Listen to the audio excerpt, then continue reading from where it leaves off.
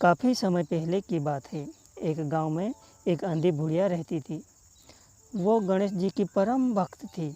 आंखों से भले ही कुछ नहीं दिखाई देता परंतु वह सुबह शाम गणेश जी की बंदगी में मग्न रहती। हर रोज गणेश जी की प्रतिमा के आगे बैठकर उनकी स्तुति करती, भजन गाती, वह समाधि में लीन रहती।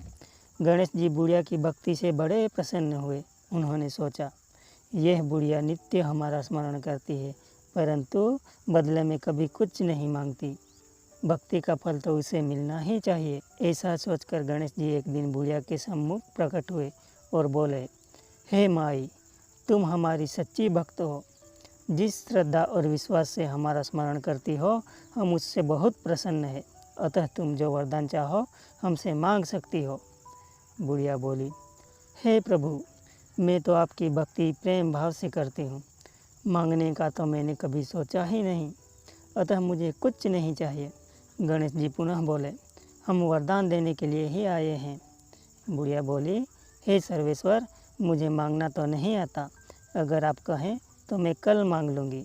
तब तक मैं अपने बेटे और बहू से भी सलाह कर लूँगी।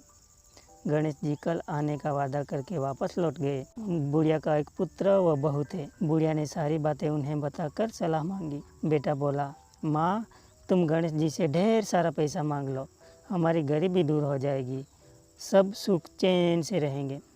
बुढ़िया की बहू बोली, नहीं माँ जी, आप एक सुंदर पोते का वरदान मांगे, वंश को आगे बढ़ाने वाला भी तो चाहिए। बुढ़िया बेटे और बहू की बातें सुनकर असमंजस में पड़ गई और सोचने लगी, ये दोनों तो अपने अपने मतलब की बातें कर रहे हैं। बुढ़िया ने पड़ोसियों से सलाह लेने का मन बनाया। पड़ोसी भी नेक दिल की थी। उसने बुढ़िया को समझाया, तुम्हारी सारी ज़िंदगी तो दुखों में कटी है, अब जो थोड़ा जीवन बचा है वह तो सुख से व्यतीत हो जाए। धन अथवा पोते का तुम क्या करोगी? अगर तुम्हारी आंखें ही नहीं है तो यह सांसारिक वस्तुएं तुम्हारे लिए व्यर्थ है। अतः तुम अपने लिए दोनों आंखें मांग लो। बुढ़िया घर लौट आई। उसने सोचा, कुछ ऐसा मांग लूँ जिससे मेरा, बहू व बेटे सबका भला हो।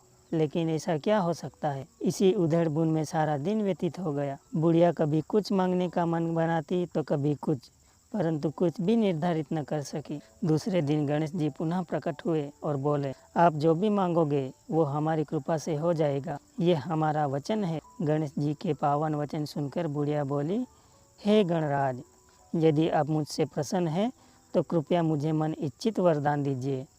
मैं अपने पोते को सोने के गिलास में दूध पीता देखना चाहती हूँ। बुढ़िया की बातें सुनकर गणेश जी उसकी सादगी व सरलता पर मुस्कुरा दिए और बोले, तुमने तो मुझे ठग ही लिया है। मैंने तुम्हें एक वरदान मांगने के लिए बोला था, परंतु तुमने तो एक वरदान में ही सब कुछ मांग लिया।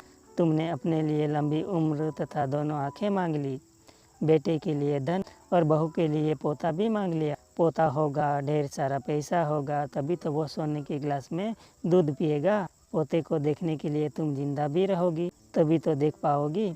अब देखने के लिए दो आंखें भी देनी ही पड़ेंगी। फिर भी वह बोले, जो तुम मांगो वे सब सत्य होगा। यूं कहकर गणेश जी अंतर्ध्यान हो गए। कुछ समय पाकर गणेश जी की कृपा से बुढ़िया के घर पोता हुआ। बेटे का कारोबार चल निकला तथा बुढ़िया की आंखों की रोशनी वापस आ गई। बुढ़िया अपने परिवार सहित सुखपूर्वक जीवन व्यतीत करने लगी।